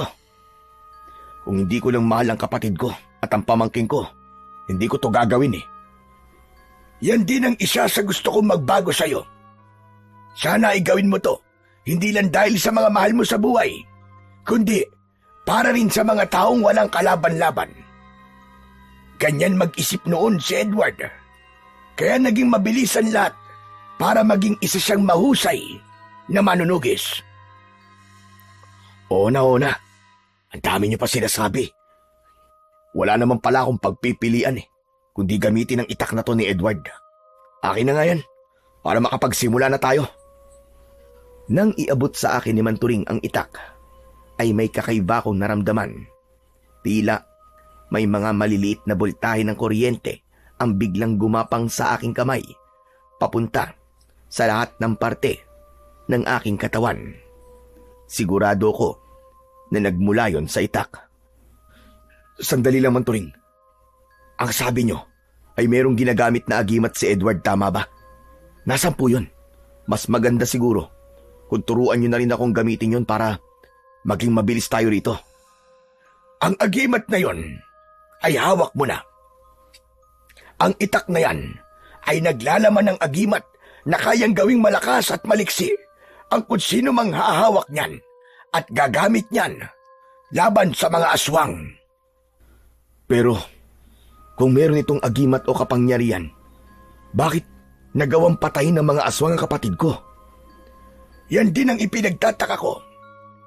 Pero marahil masyadong nagtiwala si Edward na kaya niya ang dami ng mga aswang, kaya bumaba ang kanyang depensa. Siguro naman ay alam mo na hindi lang puro pag-atake ang ginagawa sa isang labanan, kundi dapat ay malakas din ang iyong depensa. Matapos yon, ay sinimulan na ni Mang Turing ang pagtuturo sa akin ng paggamit ng itak sa pakikipaglaban. Iba't ibang estilo ng pag-atake ang ipinakita niya sa akin na sinundan ko. Tinuruan din niya akong dumepensa gamit ang itak. Sa una ay napakabigat ng mga itak, pero habang tumatagal ay gumagaan na yon at naramdaman ko na parang iisa na kami. Inisip ko na lang na ako talaga si Edward upang madali kong matutunan ang mga dapat kong malaman. Halos 1 oras din akong sinanay ni Manturing. Kahit papano ay nakukuha ko na ang tamang paghawak sa mga itak at kung paano ko yung gagamitin sa pakikipaglaban at pagprotekta sa aking sarili. Sakto, pagkatapos ng aming pagsasanay, ay dumating bigla si Clarissa na may dalang 1 pinggan ng pritong saging. Oh, Clarissa! Anong ginagawa mo rito? Ikaw naman, parang bago sa ito ha. Hindi ba? Alam mo naman na kapag ganitong oras na nagsasanay ka, ay palagi kitang dinadala ng merienda. Sorry, nakalimutan ko eh. Tama-tama nga ang dating mo kasi kakatapos lang namin magsanay ni Mang Turing. Kinausap pala ako kagabi ni Manturing tungkol dun sa pagtira ko sa bahay mo. Naiya ka lang daw sabihin sa akin. Kaya siya ang nagsabi ng gusto mong sabihin. Naiintindihan ko naman kung bakit mas gusto mo na sa bahay ako ni Mang Turing tumira. Baka kasi kung anong isipin ng mga tao kasi nakatira ako sa bahay mo tapos hindi pa tayo kasal. Kung buhay pa sana ang mga magulang ko, paniguradong hindi tayo mag-aalala kasi may kasama sana ako sa bahay. Bakit? Ano bang ikinamatay ng mga magulang mo? Nakalimutan mo na ba? Pinatay din sila ng mga aswang, di ba? Teka, ano ba talaga nangyayari sa'yo? Parang simula nang bumalik ka rito, ay naging makakalimutin ka na. Oo nga pala, naalala ko na. Pasensya ka na, Clarissa. Ang dami ko kasing iniisip nitong mga nakarang araw dahil sa mga aswang. Naiintindihan ko naman. Kahit siguro ko ay magiging makakalimutin din kapag lahat ng tao ay umaasa sa akin. Ay, oo nga pala. Aalis na ako.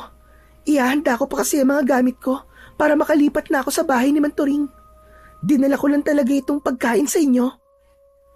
Nang yakapin ako ni Clarissa, ay gumanti rin ako ng yakap sa kanya.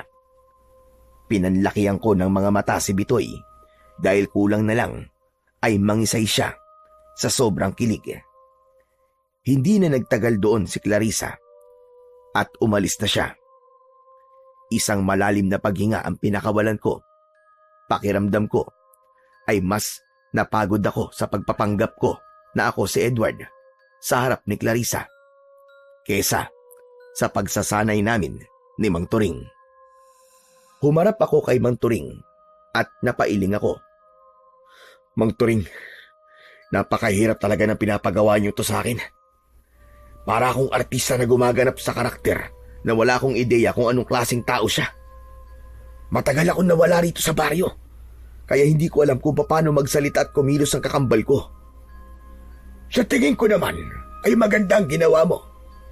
Nakita mo naman na hindi nagduda sa'yo si Clarissa. Paano kapag makikipaglaban na ako sa mga aswang? Paano kung hindi ko makuha ang mga galaw at galing ni Edward? Huwag kang mag-isip ng ganyan. Alam kong malaki ang tiwala sa'yo ng kakambal mo. Kaya niya naisip na ipasa sa'yo ang tungkulin niya sa baryo natin. At gusto ko ring sabihin na maganda ang ipinakita mo sa ating pagsasanay. Mabilis kang matuto, kagaya ni Edward. Hindi nakapagtataka. Nakakambal ka niya. Sus, binolo niyo pa ako. Nagsasabi lang ako ng totoo, Edwin. Isa pa, kung hindi ka mahusay, ay sasabihin ko naman sa iyo yun. Kaya magtiwala ka rin sana sa iyong sarili na kaya mo ito, gaya ng pagtitiwala sa iyo ng kakambal mo. Nang sandaling yon, ay hindi ko alam kung ano ang mararamdaman ko.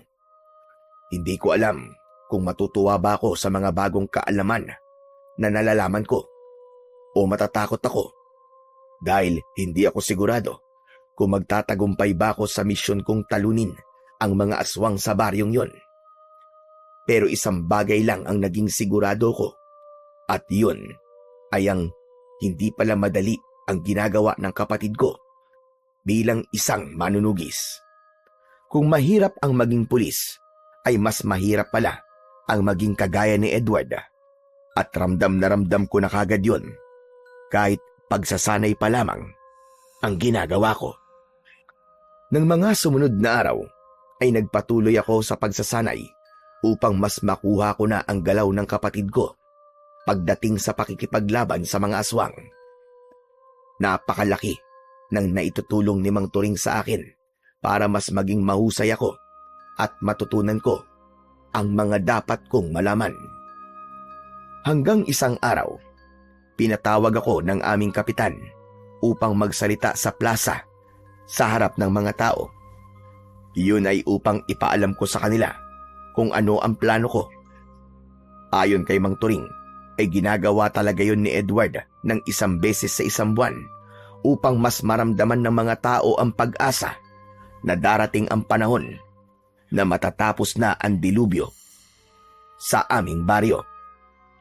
Bago ako magsalita sa harap ng mga tao sa aming baryo, ay sinabi muna sa akin ni Mang Turing kung anong mga sinasabi ni Edward noon sa ganung pagtitipon para kahit papano ay meron akong ideya sa mga sasabihin ko. At habang nagsasalita ako sa plaza, ay nakita ko kung gaano matamang nakikinig ang lahat sa akin. Nakatingin sila sa akin na para bang ako ang nag-iisa nilang pag-asa para matapos na ang kaguluhang ilang taon nang nagpapahirap sa kanilang lahat. Pagkatapos kong magsalita, ay nagpasalamat ako sa mga tao sa pakikinig nila sa akin at naglakad na ako pauwi sa aming bahay. Maya-maya pa ay isang lalaki ang tumawag mula sa likuran ko. Huminto ako at paglingon ko ay isang nakangising lalaki na balbas sarado ang palapit sa akin. Napakunot noo ko. Nung una ay hindi ko maalala kung sino siya hanggang sa naalala ko na siya si Ruben. Siya yung palaging nang aaway sa amin ng kapatid ko nung mga bata pa kami. Kilala ko siya bilang mayabang, mapagmataas at hindi nagpapatalo sa lahat ng bagay. At ramdam ko na hindi pa rin siya nagbabago base sa paraan ng pagtingin niya sa akin. Anong kailangan mo sa akin, Ruben? Gusto ko lang sabihin, natawa ako sa mga pinagsasabi mo kanina sa plaza. Hindi ka pa rin nagbabago. Pinapaasa mo pa rin ang mga tao sa isang bagay na alam naman nating imposible. Ano bang gusto mong palabasin? Bakit kasi hindi mo nalang aminin sa mga tao na hindi mo talaga kayang ubusin ang mga aswang sa baryo natin? Tama na ang pagpapaasa mo sa kanila. Pinapaniwala mo lang sila sa isang bagay na hindi mo naman kayang gawin. Ikaw yata ang hindi nagbabago. Hanggang ngayon ay mayabang ka pa rin. Aba, nakapagtataka. na sumasagot ka na sa akin ng ganyan Dati naman palagi ka lang tahimik. Alam mo, kung meron man dapat na totoong iduluhin ng mga tao dito, ay ako yon. Hindi lang ikaw ang nakikipaglaban sa mga aswang, kundi ako rin. Umamin ka na nga sa akin. May ginagamit ka bang orasyon sa mga tao para ikaw lang ang purihin nila? Hindi ko kailangan ng orasyon para makita ng mga tao kung anong ginagawa ko. Baka naman kasi nakikita rin ng mga tao ang ginagawa mo. Pero bukod dun, ay nakikita nila na may mali sa'yo. Hindi mo ba naisip yon? Iba ka na talaga magsasasagot ngayon Parang hindi na ikaw si Edward Pero alam mo, masaya ako na nakaligtas ka nung sumalakay ka sa kuta ng mga aswang. Hindi ko akalain na mabubuhay ka pa Maganda rin talaga na sinunod mo ang payo ko sa'yo. Anong payo ang sinasabi mo? Nakalimutan mo na ba? Ako nagsabi sa'yo na umatake ka sa gabing yon dahil kakaunti ang mga aswang na nasa kanilang kuta. Pasensya ka na rin kung hindi kita nasamahan ng gabing yon, gaya na sinabi ko sa'yo. Alam mo na, may mas importanteng bagay kasi akong ginawa Nakakalokong ngumisi si Ruben. Tinapik niya ang braso ko at saka siya naglakad palayo. Hindi ako gumalaw sa kinatatayuan ko. Pinag-isipan kong mabuti ang mga sinabi sa akin ni Ruben. Bilang isang pulis, naramdaman ko na may mali sa mga sinabi ni Ruben, lalo na sa parting sinabi niya na sasamahan niya dapat si Edward sa pag-atake sa kuta ng mga aswang. Pero hindi na ito tumuloy. Maya-maya pa ay nagpatuloy na ako sa paglalakad. Iniisip ko pa rin ang mga sinabi ni Ruben. Nang nakarating na ako sa bahay ay umupo ako sa upuang nasa harapan ng bahay na nasa ilalim ng isang puno ng mangga. Nang dumating si Mang Turing ay umupo siya sa tabi ko. Parang ang lalim yata ng iniisip mo Tungkol ba yan sa pagsasanay na ginagawa natin? Huwag kang mag-alala, Edwin. Ako na nagsasabi sa'yo. Araw-araw ay humuhusay ka. Nakukuha mo na ang galaw ng kakambal mo. Hindi naman po yun ang iniisip ko, Mang Turing Kanina kasi, kinausap ako ni Ruben. Talaga? Aba, ano naman sinabi sa'yo ng damuho na yon? Di pa rin po siya nagbabago. Kung ano siya nung umalis ako rito, ay ganun pa rin siya. Napakayabang pa rin niya. Totoo bang nakikipaglaban din ho siya sa mga aswang? Oo. Nang malaman niya noon na gustong maging manunugis ni Edward, ay sinabi rin niya sa akin na gusto rin niyang maging manunugis. Kilala mo naman si Ruben, hindi ba? Ayaw nung nagpapatalo, lalong-lalo na sa kapatid mo. Ang hilig niyang makipagkumpetensya kahit hindi niya yung kailangang gawin. Sinanay ko sila noon ni Edward, pero walang disiplina si Ruben, kaya itinigil ko ang pagsasanay sa kanya. Pero kahit hindi ko siya sinanay, gaya ng ginawa ko sa kapatid mo, ay itinuloy pa rin niya ang pakikipaglaban sa mga aswang.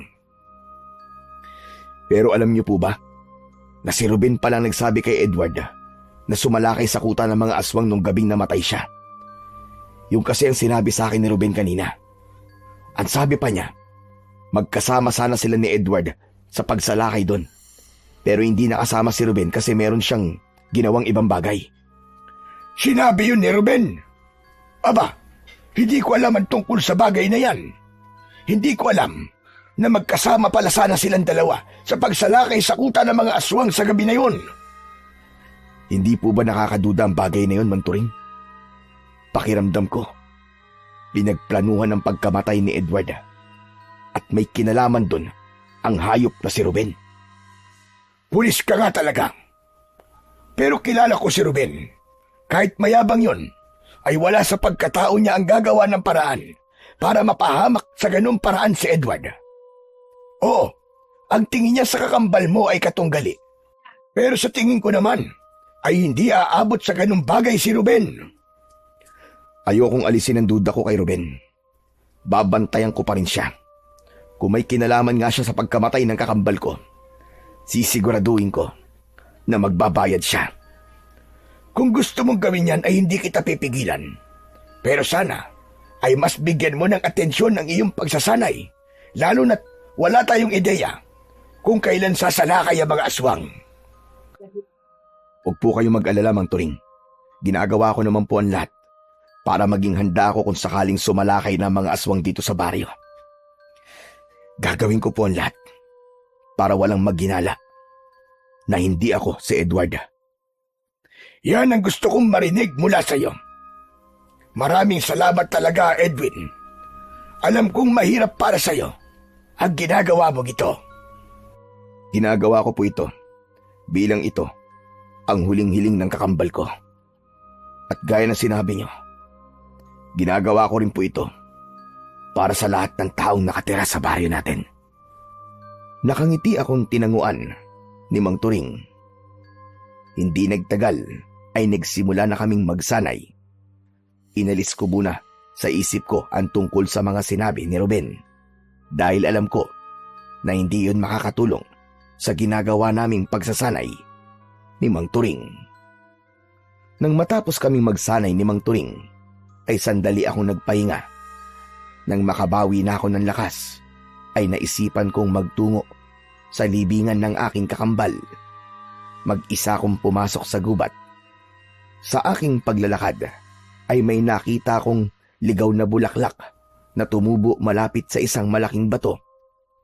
Pinitas ko ang mga bulaklak at nang makarating na ako sa libingan ni Edward, ay inialay ko ang mga bulaklak sa ibabaw nun. Ang daya mo, tol. Talagang nauna ka na dyan sa kabilang buhay para makasama si nanay at tatay. Hindi mo man lang ako hinintay na bumalik dito sa atin. Tapos, grabing laki pa ng obligasyong iniwan mo sa akin. Minsan, hindi ko rin alam kung nasa tamang hulog pa ba ang utak mo. Pero puwera biro, tol. Huwag kang mag-alala. Gagawin ko ang lahat para makalaya na ang baryo natin sa mga aswang. Dahil alam ko na yun ang gusto mo. Ito na lang ang magiging pambawi ko sa'yo sa mga pagkukulang ko bilang kapatid mo. Sisiguraduhin ko na kung nasan ka man ngayon, ay may pagmamalaki mo ko. Nangangako ko na hindi mauuwi sa wala ang pagkamatay mo, tol. Napapitlag ako nang may narinig akong tunog ng nabaling sanga na parang merong nakaapak noon. Lumingon ako sa pinanggagalingan ng tunog pero wala naman akong nakitang tao. Lumingalinga pa ako sa paligid upang masiguro ko na walang ibang tao. Sino nandyan? May tao ba dyan? Naghintay ako kung may sasagot pero wala akong natanggap na sagot. Ipinilig ko ang ulo ko at inisip ko na guni-guni ko lamang yon. Hindi na ako nagtagal sa lugar na yon at umalis na rin ako. Sa paglalakad ko palabas ng gubat ay nakasalubong ko ang kaibigan kong si Bitoy. Sabi ko na nga pa, nandito ka, bossing eh. Wala ka kasi sa bahay mo, kaya naisip ko na baka dinalaw mo ang puntod ng kapatid mo. Huwag ka na nga maingay. Baka mamaya may makarinig pa sa mga sinasabi mo eh. Sino naman makakarinig sa mga sasabihin natin dito? Yung mga ibon? Yung mga hayop dyan sa paligid? Nagpapatawa ka naman, bossing eh. Magsabi ka na nga sa akin na totoo. Nandun ka ba kanina nung kinakausap ko si Edward sa puntod niya? Wala, bossing ha. Nakita mo naman na pupuntahan pa lang sana kita dito eh. Bakit? May problema ba, bossing? Wala. Tara na. Umuwi na tayo bago pa may makakita sa atin dito. Baka kung ano pang isipin nila na ginagawa natin dito eh. Nauna na akong maglakad kay Bitoy. Pero nakakailang hakbang pa lang ako nang tumigil ako sa paglalakad. Mabilis akong lumingon sa pinanggalingan namin dahil may naramdaman ako na presensya ng isang tao. Pero wala akong nakita kundi mga puno at mga halaman. Hanggang sa nagpatuloy na ako sa aking paglalakad. Pero may kaba akong naramdaman dahil hindi ako sigurado kung merong ibang tao na nakarinig ng mga sinabi ko kanina habang nasa harapan ako ng puntod ni Edward. Kung sakali kasi na may makakaalam, na hindi talaga ako ang kakambal ko at malalaman yon ng buong baryo, ay paniguradong isa yung malaking gulo. Kinagabihan, nakahiga na ako sa papag at gising na gising pa rin ako, habang si Bitoy ay nakahiga at natutulog na sa mahabang upuan sa sala. Dinig ko ang malakas niyang paghilik. Ilang araw pa lamang simula nang magbalik ako sa aming baryo, pero pakiramdam ko ay 1 taon na ang lumipas dahil sa dami na nang nangyari. Kahit sa panaginip ay hindi ko naisip na pansamantala kong aakuin ang pagkatao ni Edward para lang wag lalong matakot ang mga tao sa mga aswang. Pero alam ko na hindi na ako maaaring umatras at kailangan ko na yung panindigan hanggang sa tuluyan ng maubos ang mga aswang na sumasalakay sa baryong yun. Pagsapit ng umaga, ay maaga pa rin akong nagising kahit pa madaling araw na akong nakatulog. Habang nagtitimpla ko ng kape, ay humahangos na dumating si Mang Turing at bakas sa mukha niya ang pag-aalala. "Oh, Mang Turing, aba, ang aga niyo naman po yatang pumunta rito. Magsasanay na po ba tayo? Pwede bang patapusin niyo muna kami ni Bitoy na mag-almusal?" Mukhang may problema tayo. Si Ruben, pinatawag niya ang lahat ng mga tao at pinapunta niya sa plaza. Ang sabi niya ay meron siyang sasabihin tungkol kay Edward. Akala ko naman kung ano na. Malamang sisiraan na naman nun ang kakambal ko. Hayaan niyo siya. Wala namang maniniwala sa kanya dahil mas may tiwala ang mga tao kay Edward kaysa sa kanya. Kinakabahan ako, Edwin. May kutob ako na baka alam na ni Ruben na nagpapanggap kang ikaw si Edward. Sandali akong natigilan. Bumalik sa alaala ko yung nangyari kahapon habang nasa puntod ako ni Edward. Nanlamig ako at nagkaroon ako ng hinala na baka si Ruben yung lumikha ng ingay na narinig ko habang nandoon ako. Baka nakapagtago lang siya kaya hindi ko kagad siya nakita. Nagmamadali akong tumakbo papunta sa plaza habang nakasunod sa akin si Mang Turing. Panay ang dasal ko na sana ay mali ang mga sinabi sa akin ni Mang Turing, pero hindi ko maalis sa aking isipan na malaki ang posibilidad na alam na ni Ruben ang katotohanan. Pagdating namin sa plaza ay napakaraming tao na ang naroroon. Nasa unahan si Ruben at ngumisi siya nang makita niya ako. Hinawi ko ang mga tao para makalapit kay Ruben. Pero nang malapit na ako sa kanya, ay doon na siya nagsimulang magsalita. Napahinto ako sa paglapit kay Ruben. Mga kababaryo, alam kong ikalulungkot niyong lahat ang aking sasabihin. Pero karapatan ninyong malaman ang katotohanan. Kahapon, nakita ko si Edward na nagtungo sa gubat ng mag-isa. Nagtaka ako dahil hindi naman siya nagpupunta roon, lalo na kung umaga. Sinundan ko siya at isang katotohanan ang talagang gumimbal sa akin. Tumigil ka na, Ruben! Bakit mo ako pinapatigil, Mang Turing? Kasabwat ka ba ni Edward sa panluloko niya sa amin lahat? Baka mas tamang sabihin na, Edwin, tama po ang inyong narinig. Ang Edward na kasama natin ngayon na nandito sa plaza ay hindi ang totoong Edward. Siya ay walang iba kundi si Edwin, ang kakambal ni Edward na umalis doon at nagpakalayo-layo. Dahil ang totoong Edward ay patay na. Namatay siya nung huling beses siya sumalakay sa kuta ng mga aswang. Kasinungalingan yan, Ruben. Huwag po kayo maniniwala sa sinasabi niya. Nagsisinungaling lang siya para siraan ako. Maniwala kayo. Ako si Edward. Hinahamon mo ba ako na patunayan sa lahat na nagsasabi ako na totoo? Baka gusto mong hukayin namin ang libingan ni Edward sa gubat para makita namin ang naaagnas ng bangkay doon. Tumiim ang bagang ko habang matalim na nakatingin kay Ruben. Nagsimulang magbulungan ang mga tao sa paligid ko. Lahat ay nakatingin sa akin na para bang pilit nilang inaalam kung ako ba talaga si Edward o hindi. O ano? Bakit bigla kang tumahimik? Nakukonsensya ka na ba sa ginagawa mong panluloko sa aming lahat, ha, Edwin? O baka naman nag-iisip ka ng panibagong palusot? Sige, magpalusot ka pa. Panindigan mo ang mga kasinungalingan mo.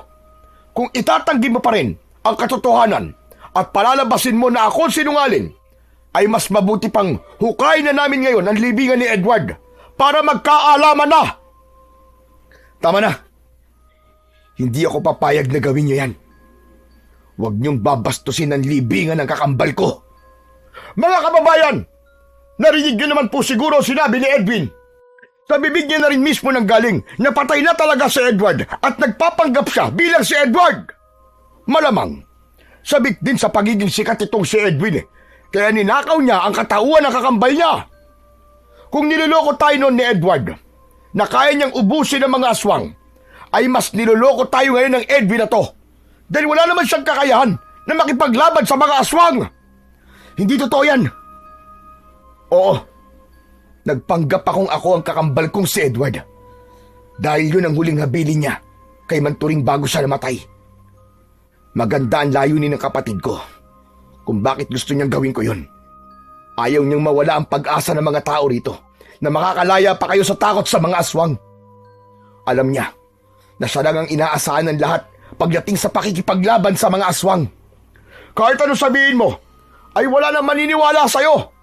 Niloko mo kaming lahat eh. Maging si Edward ay niloko niya rin kami. Sa bagay, kambal nga pala kayong dalawa, kaya parehas kayong manloloko. Sabay-sabay na sumigaw ang mga tao ng manloloko at sinungaling. May mga tumawag pa sa akin ng huwad na manunugis. Gusto ko pa sanang magpaliwanag sa kanila, hindi para linisin ang pangalan ko, kundi para linisin ang pangalan ni Edward. Pero hinila na ako ni Mang Turing papalayo sa plaza. Paglabas namin ng plaza, ay sinalubong kami ni Bitoy at kasama na niya kami na umuwi ng bahay. Kahit malayo na kami sa plaza, ay dinig na dinig ko pa rin ang sigawan ng mga tao. Nasaktan ako, hindi para sa aking sarili, kundi para kay Edward.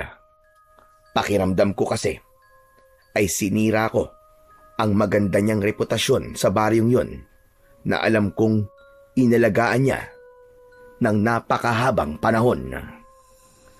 Nang nakauwi na kami sa bahay ko, ay agad kong isinarado ang pinto.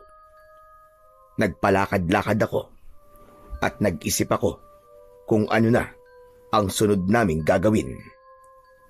Napakasama pala talaga ng ugali ng Ruben na yun. Hindi ba niya naisip na kaya ka nagpanggap na kakambal mo ay para rin sa baryo nyo? Hindi na yun maiisip ni Ruben. Dahil matagal na siyang may inggit kay Edward. Kaya naman, gagawin niya ang lahat para masira si Edward at para siya na ang hangaan ng mga tao. Magsasalita pa sana ako. Ngunit biglang dumating si Clarissa. Luhaan siya at nakatingin siya sa akin na para bang naguguluhan. Nang nakalapit si Clarissa sa akin, ay nagulat ako nang sinampal niya ako ng napakalakas. Walang iya ka! Manloloko ka! Kaya pala parang may kakaiba sa'yo. Dahil hindi ka naman pala si Edward. Clarissa, hayaan mong ako ang magpaliwanag sa'yo, Iya. Isa ka pa, Manturing. Kasabot ka ng lalaking ito sa panloloko sa aming lahat. Hindi niyo ba alam kung gaano kasakit para sa akin na malaman na matagal na palang patay si Edward? Ang sasama niyo. Paano niyo ito nagawa? Paano niyo ito nagawa?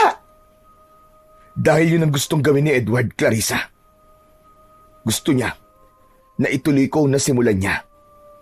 Gusto niya na habang hindi pa nauubos sa mga aswang sa baryong ito, ay isipin ng mga tao na buhay pa siya para hindi kayo mawalan ng pag-asa. Naiintindihan ko ang galit mo sa akin ngayong, Clarissa.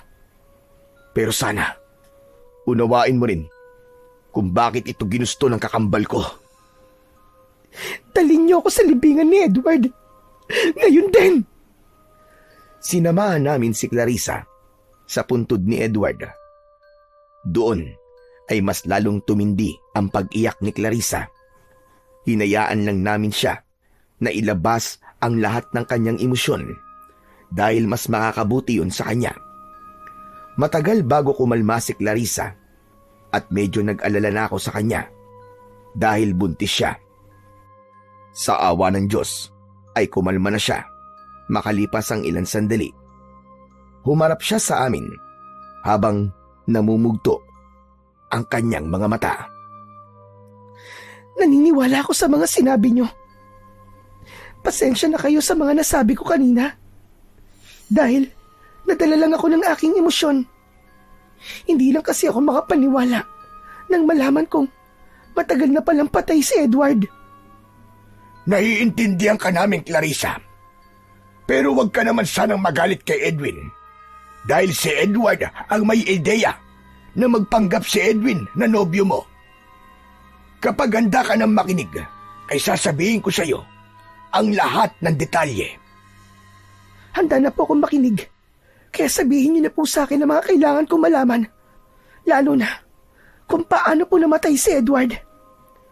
Mas makakabuti siguro kung sa bahay na tayo mag-usap. Sumang-ayon si Clarissa sa sinabi ni Mang Turing. Nauna silang umalis ni Clarissa habang naiwan naman kami ni Bitoy sa tabi ng puntod ng kakambal ko. Nang sandaling yon ay isang bagay lang ang nasa utak ko at yun ay ang hindi ko kayang mag-isa ang laban ko sa mga aswang. Napagtanto ko na kung nakikipaglaban na si Ruben sa mga aswang ay kailangan kong makipagtulungan sa kanya. Kahit pa may hindi siya magandang ginawa sa akin, ay iisa lang ang layunin namin at sigurado ko na pagdating sa pagtatanggol sa aming baryo ay magkakaisa kami. Kinagabihan ay lumabas ako para magtungo sa bahay ni Ruben upang kausapin siya sana. Kakatok na sana ako sa pinto nang marinig ko ang boses ni Ruben sa loob. Sumilip ako sa siwang ng pinto at nakita ko si Ruben na nakaharap sa salamin habang nagsusuklay. Sa wakas, nasira ko na rin ang pangalan ni Edward sa mga tao. At sigurado ko na ako na ang hahangaan ng mga tao ngayon. Napakadali naman pala kasing dispatchayin ni Edward. Ang dali niyang maniwala nung sinabi ko na atake kami sa kuta ng mga aswang. Wala siyang kaalam-alam na sa gabing yon ay maraming aswang sa kuta na yon. Napatay tuloy siya ng mga aswang. Pasensya ka na, Edward. Matagal ka na rin namang tinitingala ng mga tao eh. Kaya sa pagkakataong ito, ay ako naman.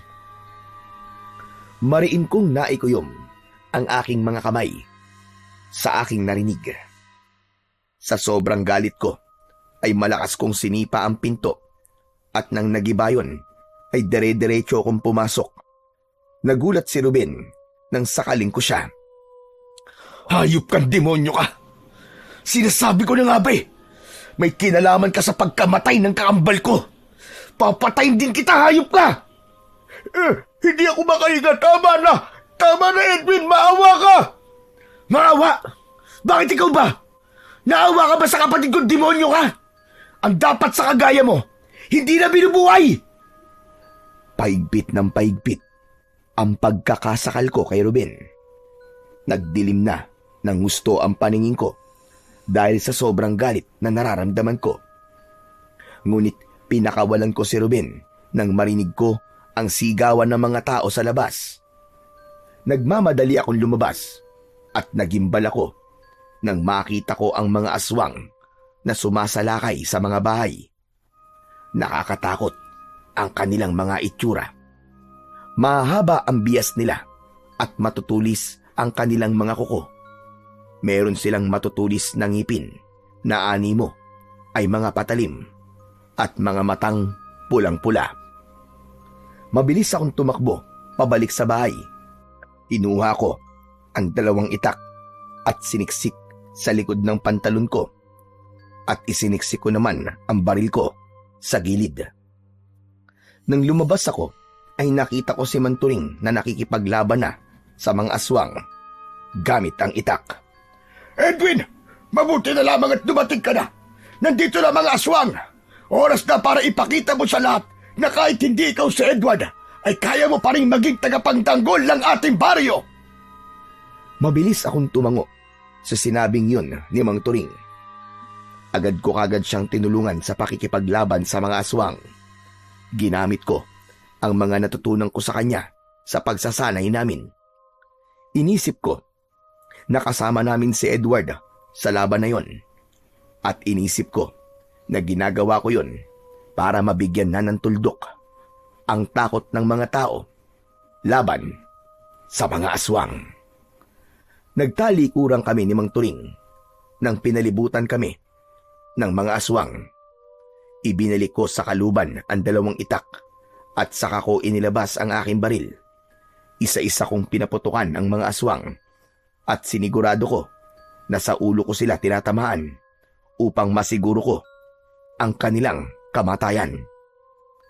Nang sabay-sabay na umatake sa amin ang mga aswang, ay muli kong inilabas ang aking mga itak.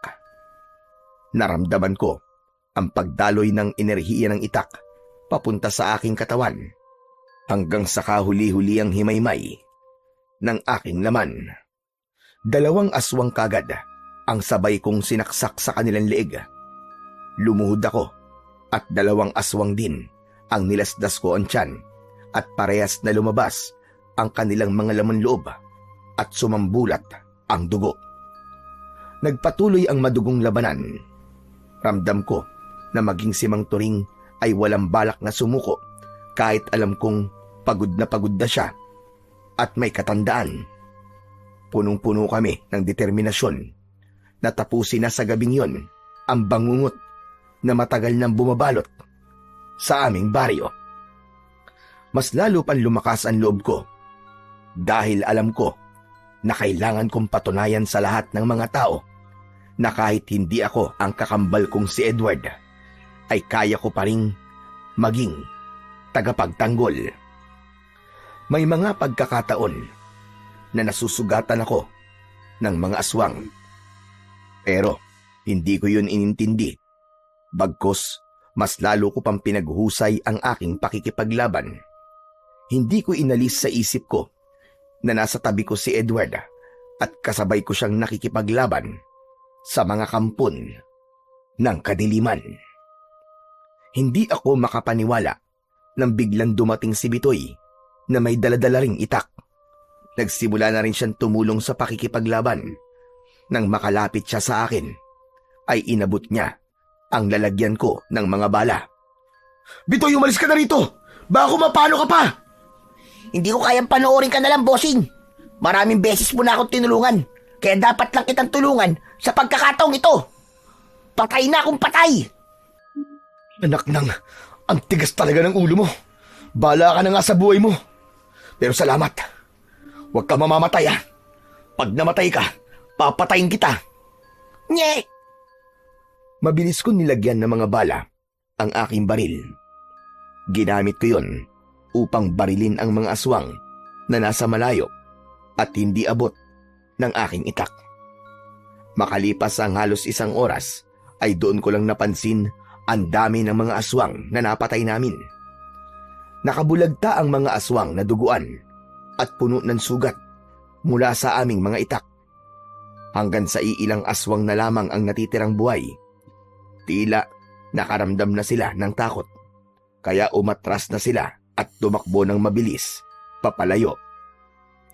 Hoy, ano? Bumalik kayo rito! Hindi pa ako tapos sa inyo! Tatagtadin ko kayo ng pinong-pino! Gagawin ko kayong bobbies! Tama na, Bitoy, tama na. Umalis na nga eh. Pababalikin mo pa? Kaya hindi pa natin sila nauubos eh. Baka mamaya bumalik pa mga damuhong yun dito eh. Sa tingin ko, hindi na maglalakas ng loob na bumalik ang mga yon. Alam kong nakita at naramdaman nila na hindi nila tayo kaya. Isa pa, kakaunti na sila. Wala nang laban ng bilang nila sa atin, kahit 3 lang tayo. Napansin ko ang mga taong unti-unting lumalabas sa kani-kanilang bahay. Nakatingin sila sa amin na para bang hindi sila makapaniwala sa aming nagawa. Hanggang sa kinausap ni Mang Turing ang mga tao. Mga kababaryo, nakita niyo naman siguro ang ginawa ni Edwin para lamang maprotektahan kayong lahat. Siguro naman ay hindi niyo naiisipin na hindi niya kayang makipaglaban sa mga aswang dahil hindi siya si Edward. Tandaan niyo, lahat tayo ay maaaring maging bayani ng ating baryo kung meron tayong lakas ng loob at tapang na labanan ng kasamaan. Siguro naman mga kababaryo ay naiintindihan niyo na rin kung bakit ginusto ni Edward na wag agad ipaalam sa inyo ang kanyang kamatayan. Huwag kayong mag-alala. Hindi ako galit sa inyo. Naiintindihan ko kung bakit niyo ko sinabihang sinungaling at manluloko. Pero sana ay huwag niyong kakalimutan ang mga nagawa ni Edward para sa inyo sa loob ng napakahabang panahon. Huwag niyo sanang hayaang maburaan lahat ng pagsasakripisyo niya nang dahil lang sa isang pagsisinungaling. Sana ay maalala niyo siya bilang isang bayani na ibinuwis ang kanyang buhay para sa inyong lahat. Walang kahit isa ang nagsalita. May ilan na napayuko at tila nahihiyang tumingin sa amin. Tumingala ako sa langit at isang matamis na ngiti ang kumawala sa aking labi. Umasa ako na sana ay nakita ni Edward ang lahat ng nangyari sa gabing yon at sana ay masaya na siya sa kung saang lugar man siya naroroon. Matapos ang gabing yon ay naglaho si Ruben na parang bula. Malakas ang hinala ko na nahiya na siyang magpakita sa baryo namin matapos kong malaman na may kinalaman pala siya sa pagkamatay ng kakambal kong si Edward. Bago kami bumalik ni Bitoy sa Maynila, ay lumapit sa akin ang mga taga-baryo at humingi sila ng tawad sa mga naging pagdududa at galit nila noon sa akin. Magaan ang pakiramdam ko habang paalis dahil alam kong tapos na ang gulo at wala na akong dinadalang bigat sa aking dibdib. Kapag nagkakaroon ako ng pagkakataon, ay bumabalik ako sa baryo namin para kumustahin ang lahat. Natutuwa ako tuwing sinasabi sa akin ni Mang Turing na wala ng pag-atake ng mga aswang mula nung gabing nakipaglaban kami sa mga aswang. Ilang buwan ang lumipas at nanganak na si Clarissa at bilang pag-alala kay Edward ay nagbibigay ako ng pinansyal na tulong para sa aking pamangkin. Sa lahat ng nangyari, natutunan kong pahalagahan ang oras kasama ang mga mahal ko sa buhay dahil hindi ko alam kung kailan sila mawawala. Natutunan ko rin na lahat ng hangarin ko sa buhay ay matutupad basta't malinis ang aking intensyon at para sa kabutihan ang aking ginagawa.